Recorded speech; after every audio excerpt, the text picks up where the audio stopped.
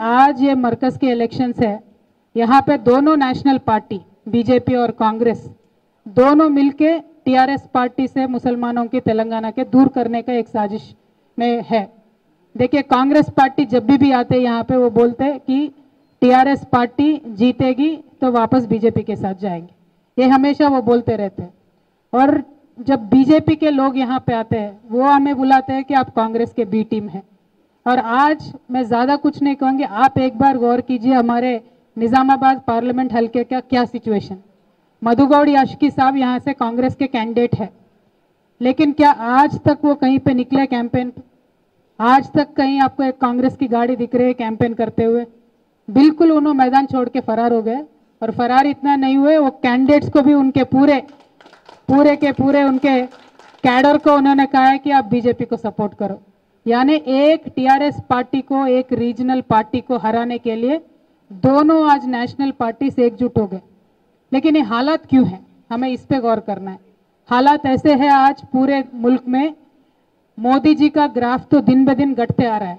मोदी जी का ग्राफ ऊपर बढ़ने का कोई चांस ही नहीं है, उनका दिन ब दिन घटते आ रहा है।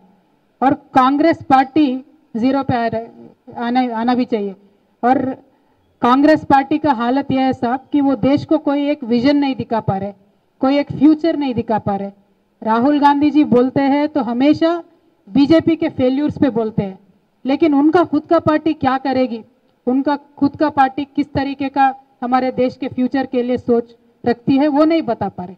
अगर वो जब तक नहीं बताएंगे तब तक कांग्रेस पार्टी को ज़्यादा सीट कहाँ से मिलने वाले हैं। तो पूरे मुल्क की बात मैं कर रही हूँ, सिर्फ तेलंगाना की बात नहीं कर रही। तो इन हालातों में आज पूरे हमारे मुल्क में रीजनल पार्टीज का बहुत बड़ा रोल होगा सेंट्रल गवर्नमेंट में। सेंट्रल गवर्नमेंट में एक बिल्कुल खिचड़ी की सरकार आने वाली है और आने वाले टाइम में हमारी यही कोशिश है, केसीआर साहब की यही कोशिश है कि सारे रीजनल जमातों का एक फेडरल फ्रंट बनाए दी जाए, जिसमें कांग्रेस नहीं होगा, जिसमें बीजेपी नहीं होगा। सारे रीजनल पार्टीज को साथ मिला के एक फेडरल फ्रंट बना के उनको गवर्नमेंट में लाने का कोशिश हो रहा है। जब हम ये बात कहते हैं तो दोनों नेशनल पार्टीज बीजेपी और कांग्रेस दोनों भी भड़क जाते हैं, बोलते कि आप लोग कैसे मिल पाओगे, प्लेटफॉर्म कैसे बनेगा। आज मैं आप सबसे रिक्वेस्ट करना चाहती हूँ, आपने तो बहुत सारे गवर्नमेंट्स को आते जाते हुए भी देखा है, सारे बुजुर्ग लोग हैं यहाँ पे। आज के तारीख में ऐसा है 40% जो हमारी वोट्स है पूरे हिंदुस्तान में, ये रीजनल पार्टी के हाथों में है।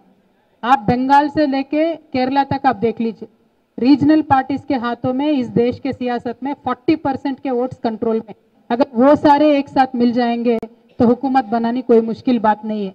तो आज रीजनल पार्टीज के पास जब 40% वोट है पूरे हिंदुस्तान के, क्यों ये संभावना नहीं है, क्यों ये पॉसिबिलिटी नहीं है, क्यों ये नहीं हो सकता कि फेडरल फ्रंट का गवर्नमेंट आए? हमें इस बात पे ज़रा गौर करना चाहिए। मेरी आप सबसे रिक्वेस्ट इतना ही है कि 70 साल का हमने देखा है कांग्रेस का किस तरीके से हुकूमत चला इस देश में, बीजेपी का किस तरीके से हुकूमत चला इस मुल्क में, हमने देखा है। और मैं सिर्फ आपको हमारी स्टेट का मिसाल देना चाहती हूँ, हमारे रियासत का मिसाल देना चाहती हूँ।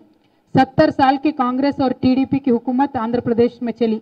आंध्र प्रदेश में 23 जिले थे, 23 डिस्ट्रिक्ट्स थे, और 23 डिस्ट्रिक्ट्स में 70 सालों में 12 माइनॉरिटी स्कूल खोले साहब उन्होंने।